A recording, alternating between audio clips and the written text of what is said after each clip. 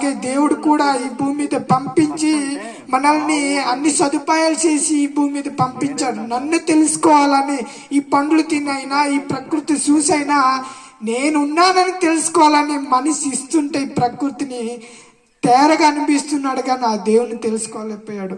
అందుకే తన జీవితాన్ని మనిషి అర్థం చేసుకోలేదు. ఎందుకంటారా, ఈ జీవితం ఎవరు ఇచ్చారని మనిషి అస్సలు ఆలోచించట్లేదు.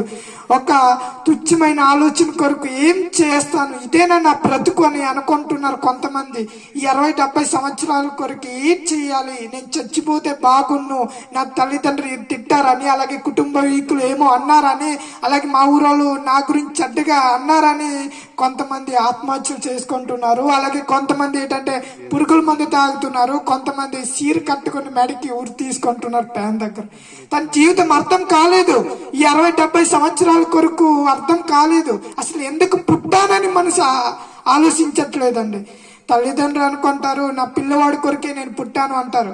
రాజకీయ నాయకులు అంటే నా ప్రజల కొరికి నేను పుట్టాను అంటున్నారు. ఒక టీచర్ అడిగితే ఈ పిల్లలు పాఠాలు చెప్పడానికి నేను పుట్టాను అంటున్నారు. కానీ మనకి ఎందుకు పుట్టామంటే ఆ దేవుని తెలుసుకొని ఆయన కొరకు బ్రతకాలనే ఈ భూమి మీద పంపించాడు. కానీ మనిషి అర్థం చేసుకోలేకపోయాడు.